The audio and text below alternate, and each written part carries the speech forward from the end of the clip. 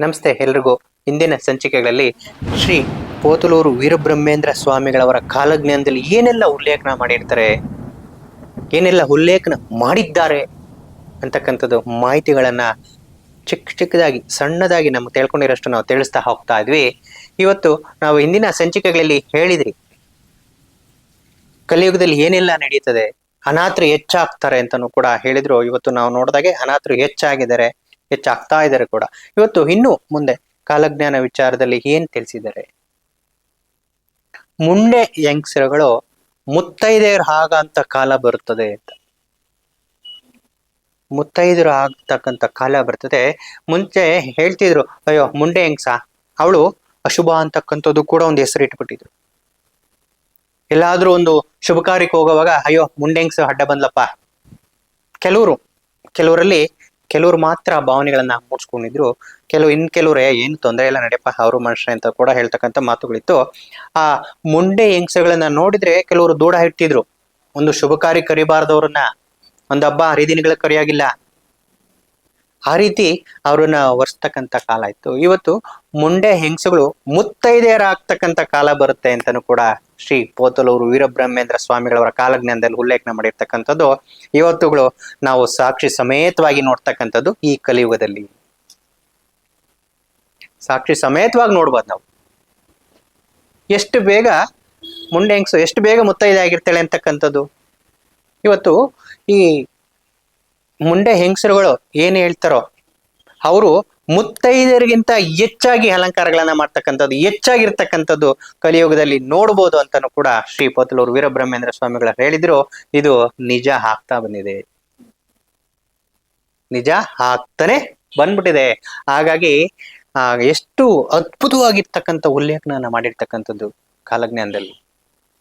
ಮುಂಡೆ ಹೆಂಗಸರು ಮುತ್ತೈದರಿಗಿಂತ ಜೋರಾಗಿ ಒಂದು ಅಲಂಕಾರಗಳನ್ನ ಮಾಡ್ತಕ್ಕಂಥದ್ದು. ಮುಂದೆ ಹಿಂದಿನ ಒಂದು ಕಾಲದಲ್ಲಿ ಒಂದು ಕುಂಕುಮ ಇಟ್ಟಿದ್ರೆ ಕುಂಕುಮ ಇಡಬಾರ್ದು ಹಣೆಗೆ ಅಂತ ಹೇಳ್ತಕ್ಕಂಥದ್ದು, ಅಥವಾ ಅವರೇ ಒಂದು ಹೊಣೆ ಮಾಡ್ಕೊಂಡು ನಾನು ಇಡಬಾರ್ದು, ನಾನು ಹೀಗೆ ಇರ್ಬೇಕು ಅಂತಕ್ಕಂಥದ್ದು ಕೂಡ ಇತ್ತು. ಇವತ್ತು ನಾವು ನೋಡಿದಾಗೆ ಯಾರನ್ನ ಯಾವ ಧರ್ಮಕ್ಕೂ ಏನಕ್ಕೂ ಕೇರೆ ಮಾಡ್ತಿಲ್ಲ, ಯಾವ್ದಕ್ಕೂ ಭಯನೂ ಪಡ್ತಿಲ್ಲ. ನಾನು ಹೀಗೆ ಇರ್ತೀನಿ, ಯಾರು ಕೇಳೋದು, ಅಹಂ ಅಂತಕ್ಕಂಥದ್ದು ತುಂಬ್ಕೊಂಡಿರ್ತಾರೆ ಅಂತಾನು ಕೂಡ ಕಾಲಜ್ಞಾನದಲ್ಲಿ ಉಲ್ಲೇಖನ ಮಾಡಿದ್ದಾರೆ. ಇದು ಕೂಡ ನಡೀತಿದೆ. ಹಾಗಾಗಿ ಮುಂಡೆಂಗ್ಸರು ಮುತ್ತೈದರಾಗಿ ಜೀವನವನ್ನು ಮಾಡುತ್ತಾರೆ, ಮರು ಮದುವೆಗಳಿಗೆ ಒಳಗಾಗ್ತಾರೆ. ಮುಂಚೆ ಒಂದು ಮದುವೆಗೆ ಆಗಿದ್ರೆ ಅವ್ರನ್ನ ಮತ್ತೆ ಯಾರು ಮದುವೆ ಆಗೋಗಿಲ್ಲ ಮುಂಡೆ ಹೆಂಗ್ಸ್ನ ಕೂಡ ಅಂತಾನು ಒಂದು ಪದ್ಧತಿಗಳನ್ನ ಮಾಡಿ ಇಟ್ಕೊಂಡಿದ್ರು. ಆ ಪದ್ಧತಿಗಳೆಲ್ಲ ನಶಿಸಿ ಹೋಗಿದೆ. ಅವೆಲ್ಲ ನಶಿಸಿ ಹೋಗಿಲ್ಲ ಅಂತ ಹೇಳಿದ್ರೆ, ಅವೆಲ್ಲ ಒಂದು ಕೊನೆ ಇಲ್ಲ ಅಂತ ಹೇಳಿದ್ರೆ, ಕಾಲಜ್ಞಾನ ಹೇಳಿರ್ತಕ್ಕಂಥ ಭವಿಷ್ಯವಾಣಿ ಏನಿದೆಯೋ ಅದು ಸುಳ್ಳಾಗ್ಬಿಡ್ತಾ ಇತ್ತು. ನಾವ್ ಅನ್ಕೊಂತೀರಿ ಇದೆಲ್ಲ ಆಗಿದ್ರೆ ಸರಿ ಮಾಡಕ್ ಆಗೋದಿಲ್ಲ ಗುರುಗಳೇ, ಇವೆಲ್ಲ ನಡಿಲೇಬೇಕಾ ಕಲಿಯುಗದಲ್ಲಿ ಇವೆಲ್ಲ ನಡಿಲೇಬೇಕಾ? ಇವೆಲ್ಲ ನಡಿಲೇ ತೀರ್ಬೇಕಾಗ್ತದೆ. ಇವೆಲ್ಲ ನಡಿಲೇ ತೀರ್ಲಿಲ್ಲ ಅಂತ ಹೇಳಿದ್ರೆ ಕಾಲಜ್ಞಾನ ಹೇಳಿರ್ತಕ್ಕಂಥ ಮಹಾನೀಯರು ಮಹಾನುಭಾವರು ಯಾರಿದಾರೋ ಅವರೇ ಸುಳ್ಳಾಗ್ತಾರೆ, ಕಾಲಜ್ಞಾನವನ್ನು ಕೂಡ ಸುಳ್ಳಾಗ್ಬಿಡುತ್ತೆ. ಇದು ಪ್ರಕೃತಿಗೆ ವಿರುದ್ಧವೋ ಧರ್ಮಕ್ಕೆ ವಿರುದ್ಧವೋ ಯಾವುದಕ್ಕೆ ವಿರುದ್ಧವೋ ನಮಗ್ ಗೊತ್ತಿಲ್ಲ. ಹಾಗಾಗಿ ಇದು ನಡೆದಿಲ್ಲ ಅಂತ ಹೇಳಿದ್ರೆ ಕಾಲಜ್ಞಾನಕ್ಕೆ ವಿರುದ್ಧ ಅಂತ ನಾವು ಹೇಳೋದಕ್ಕೆ ಇಷ್ಟಪಡ್ತೀವಿ. ಇನ್ನೊಂದು ಕೂಡ ಹೇಳಿದರೆ ಕಾಲಜ್ಞಾನದಲ್ಲಿ ಈ ಮುತ್ತೈದೆರ ಆದ್ಮೇಲೆ ಇನ್ನೊಂದು ಏನಪ್ಪಾ ಅಂತ ಹೇಳಿದ್ರೆ ನಾವು ಮುಂಡೆ ಹೆಂಗಸರು ಮುತ್ತೈದೆರ ಆಗ್ತಾರೆ ಅಂತ ಹೇಳಿದ್ರಿ. ಇನ್ನೊಂದು ಏನ್ ಹೇಳಿದ್ರೆ ಗಂಡು ಸಂತಾನ ಅಂತಕ್ಕಂಥದ್ದು, ಗಂಡು ಸಂತಾನ ನಶಿಸಿ ಹೋಗುತ್ತದೆ ಅಂತ. ಇವತ್ತು ನಾವು ನೋಡಿದಾಗೆ ಎಷ್ಟು ಒಂದು ನಶಿಸಿ ಹೋಗ್ತಿದೆ ಗಂಡು ಸಂತಾನ ಅನ್ನೋದಕ್ಕೆ ಹಲವಾರು ಸಾಕ್ಷಿಗಳನ್ನ ನೋಡ್ಬೋದು ನಾವು. ಎಷ್ಟೆಲ್ಲ ಸಾಕ್ಷಿಗಳನ್ನ ಹುಡುಕಬಹುದು ನಾವು. ಒಂದು ಗಂಡಿಗೆ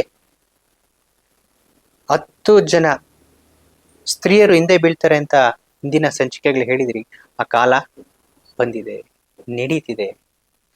ಮುಂದಿನ ಸಂಚಿಕೆಗಳಲ್ಲಿ ಗಂಡು ಸಂತಾನ ಯಾವ ರೀತಿ ನಶಿಸಿ ಹೋಗ್ತದೆ ಅಂತಕ್ಕಂಥದನ್ನ ಮುಂದಿನ ಸಂಚಿಕೆಗಳಲ್ಲಿ ನಾವು ಮಾತಾಡ್ತಾ ಹೋಗೋಣ.